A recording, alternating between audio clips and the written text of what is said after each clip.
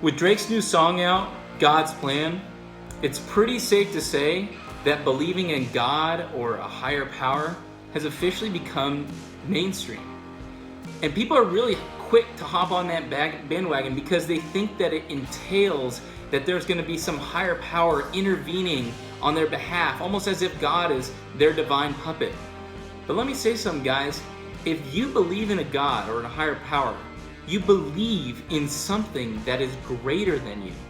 And if you believe in something that's greater than you, who's conforming to whose plans? Is it God conforming to your plans, or is it you conforming to God's plans?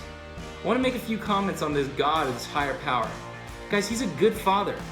But if you, as a father, if you become one or if you are one, if you're a good father and you have a kid, what happens if you give that kid everything that he or she wants?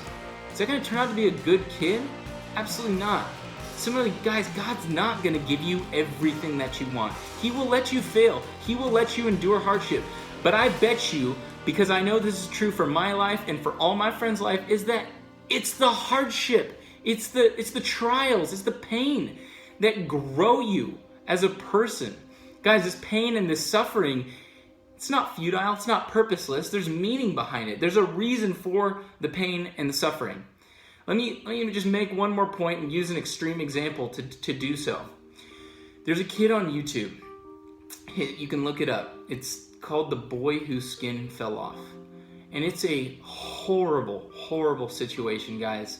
This poor kid was born with a disease where every day his skin, it literally fell off so that his entire body was nothing but raw flesh, pussy, bleeding raw flesh, and his poor mom had to come in every single day and change out his garments so that his legs and his arms and his body didn't get stuck to the sheet. He would have to rip off over and over. And this poor boy, he's in constant suffering. You can look it up. His happy place is when he can escape the pain. He's literally enduring like hell on earth.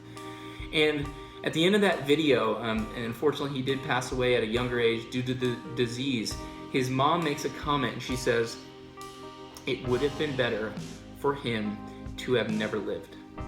And I don't believe that. I don't believe that for 1 second. Because just that one video alone had over 1 million views, and there were several of those videos. And I know me as a viewer, as horrible as it was for that kid and that whole family, I was deeply moved. I was grateful for everything at that point. I mean, think of your health. You're only grateful for your health when you just recently got it back. It's like you don't think about your health until you lose it and you're like, oh, I'm sick, this sucks. But let me tell you, that video, it moved me, and that kid's life, it was not purposeless. And so that's the second point I want to make, is the pain, the suffering, the trials. It might not even be for your life, guys. It might be so that you can be there as a friend to someone else who's in need.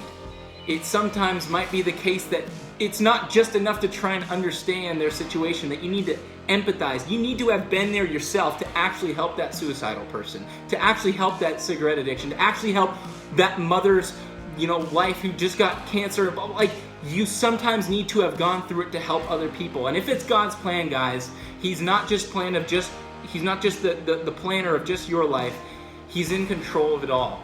And so just be open to that, guys. Understand first and foremost that it's God's plan, not your plan. God is not your divine puppet.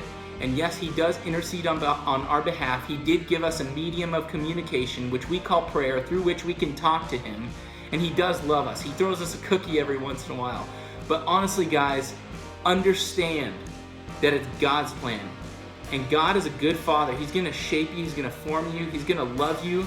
He's going to be there and take away the cancer and the pain or whatever that may be at times, but also he's going to let you endure things. And it might not even be for you, but it might be so that you can inspire someone else or help someone else or be there for someone else.